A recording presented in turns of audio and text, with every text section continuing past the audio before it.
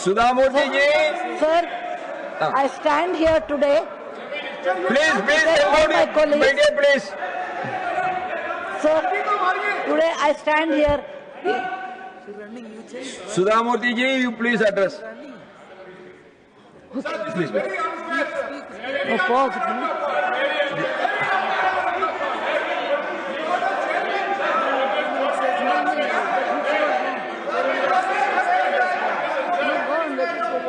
On the day I allowed our leader of the opposition, that on that day, how many minutes I allowed on the 0 hour? More than 7.5 minutes I allowed. Okay, now Sudha Murthy ji, please. Sir, today I stand here to talk about the light and the lotus, the relics of the awakened one, about Bhagavan Buddha. It is in the Kila Rai Pitora exhibition is held there. It is not an ordinary exhibition. Please understand the significance of that. When Buddha died 2,500 years ago, his bones and Chitabhasma was distributed into 8 different parts, and one part was given to Shakya Kula, it is his clan, and that was a stupa was built in Pipwara, and that is one of the most sacred one. 127 years back, that is 1898, it was excavated, and part of that was taken by Mr. William Pepe to Britain, and he kept the jewels along with many other things. Now in 1971 they re-excavated and they got his bones and some more jewels. It is not the jewels or bones. If you go and see that exhibition, you can see the artifacts which were 2,500 years old, extremely difficult to make even today, with the Brahmi script at that time indicating we the Shakya people would like to place a small ornament along with the Buddha's bones, and it's a part of our contribution to Buddha's glory. It is one of the finest exhibitions which one ever can see. It is not just a bone. Buddha was a near perfection man, and he was internationally known today, but he belongs to everyone, and we should be very proud that he was born in our border. It was not easy for bringing those jewels which was taken by Mr. William Pepe to Britain, bringing back those jewels along with those containers. So it was next to impossible. It was not possible at all in one's lifetime. But I would like to congratulate following people. Number one, our Prime Minister, Mr. Narendra Modi ji, in his stewardship within 4 months of time. And he made it that it should come to India. The next person in this line is Mr. Gajendra Shekhawat ji, who worked very hard because they were out of our border and they were in Hong Kong. Bringing them, it was not easy. Number 3 is Mr. Vivek Agarwal, Secretary, and his team. Number 4, the many donors, many people who took risk, because bringing these things will be very difficult one. So at last, we have Buddha's bones, a near perfection man. And I will end this with Buddham Sharanam Gacchami, Dharmam Sharanam Gacchami, the Sangham Sharanam.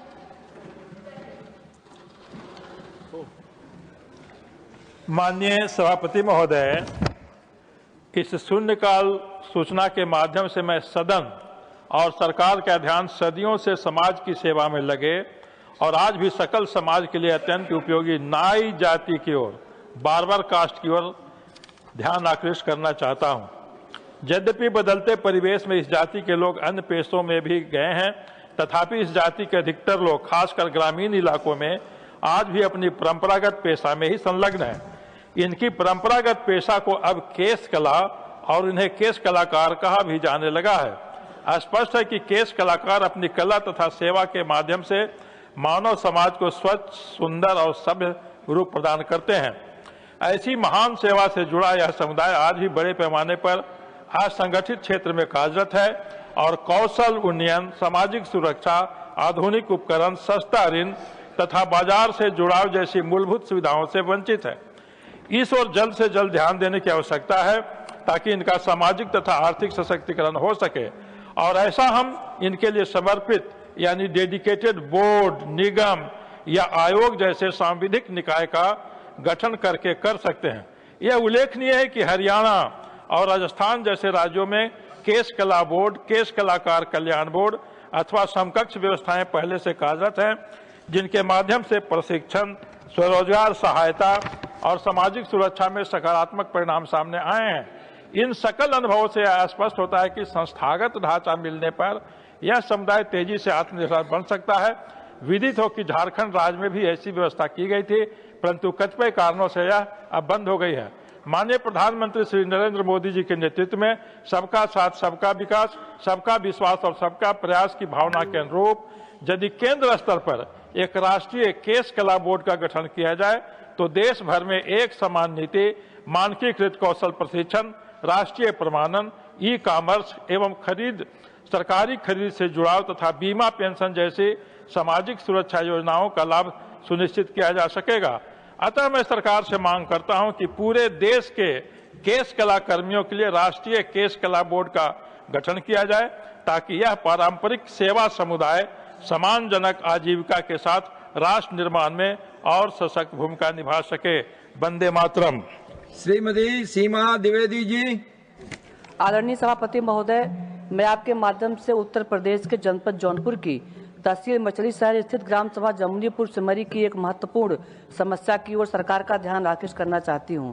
ग्राम जमुनीपुर से होकर एक चकमार्ग नई बनी service road over bridge के पास से जुड़ता है, किंतु यह मार्ग आज भी कच्चा एवं अधूरा है। इस कारण स्थानीय ग्रामीणों को आवागमन में काफी कठिनाइयों का सामना करना पड़ता है। यदि इस मार्ग का निर्माण करा दिया जाए तो क्षेत्र के अन्य ग्रामवासियों को आवागमन में बड़ी सुविधा होगी। महोदय, नड़ाज जमुनीपुर के बीचों बीच रेलवे लाइन पर जाती है। किसान भारी संख्या में रेलवे ट्रैक को पार करके जाते हैं, जान माल का खतरा बना रहता है। जनहित में नड़ाज जमुनीपुर के बीच में एक अंडरपास बनवाने की कृपा सरकार का ध्यान में आकृष्ट करना चाहती हूं, ताकि जनमानस को इससे आने जाने में असुविधा को हम दूर कर सके। धन्यवाद। श्रीमती माया नरोलिया जी। धन्यवाद माननीय सभापति महोदय जी। मैं एक जनहित के अत्यंत महत्वपूर्ण और तात्कालिक विषय की ओर सदन का ध्यान आकर्षित करना चाहती हूँ। यह विषय भारत मंडपम नई दिल्ली में 16 से 21 फरवरी 2026 को आयोजित इंडिया एआई इम्पैक्ट समिट 2026 के परिणामों तथा भारत के लिए एआई शासन व्यवस्था और सार्वजनिक डिजिटल अवसंरचना के संदर्भ में एक स्पष्ट, समयबद्ध और क्रियान्वयन योग्य रोड मैप की आवश्यकता से संबंधित है। माननीय सभापति जी, मोदी है तो मुमकिन है। इस शिखर सम्मेलन का समापन new Delhi declaration on AI impact को अपनाए जाने के साथ हुआ, जिसे बड़ी संख्या में देशों और संस्थाओं द्वारा समर्थन दिया गया है। इसके साथ साथ भारत की स्वदेशी सावरेन एआई क्षमता को लेकर महत्वपूर्ण घोषणाएं की गई हैं, जिनमें भारत गैन परम 2 17वीं बहुभाषी फाउंडेशनल मॉडल का अनावरण तथा सर्वम एआई द्वारा 30वीं और 105वीं श्रेणी के बड़े मॉडलों के लॉन्च की घोषणा भी सम्मिलित है। माननीय सभापति जी, ये घोषणाएं अत्यंत महत्वपूर्ण है, परंतु देश के विभिन्न राज्यों, विशेषकर वे राज्य जो अपने अपने क्षेत्रों में एआई इकोसिस्टम विकसित करना चाहते हैं, को क्रियान्वयन के संदर्भ में स्पष्टता अति आवश्यक है। इसमें कंप्यूटिंग संसाधनों की उपलब्धता, डेटा सेट्स तक पहुंच, मॉडल रिलीज और सुरक्षा मानक तथा स्किलिंग कौशल विकास मार्ग जैसे विषय शामिल हैं। उदाहरण के तौर पर मध्य प्रदेश ने एआई सक्षम शासन और एआई हब विकसित करने के संकेत दिए हैं। अतः केंद्र राज्य समन्वय के तहत आवंटन और कार्यक्रम डिजाइन पर स्पष्टता अति आवश्यक है। मैं सरकार से विनम्र अनुरोध करती हूं कि वह सदन को निम्नलिखित बिंदुओं पर अवगत कराए।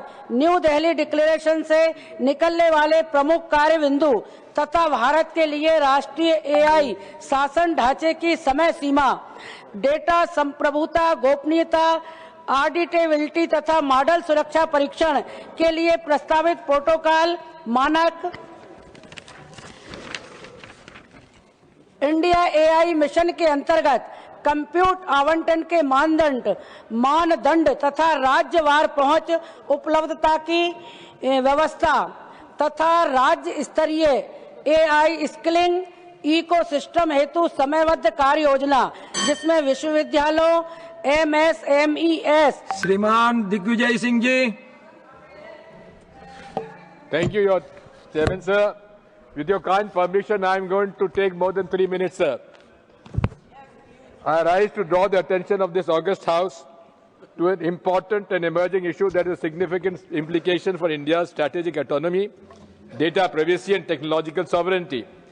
India has recently joined an international technology coalition known as Pax Silica. In simple terms, Pax Silica is a grouping of countries aimed at cooperation and standard setting in critical areas such as semiconductors, artificial intelligence and digital infrastructure, with a dominant role played by the United States. While this initiative may offer certain benefits such as access to secure supply chains, increased investments and advanced technologies, it also raises serious concerns that merit urgent discussion.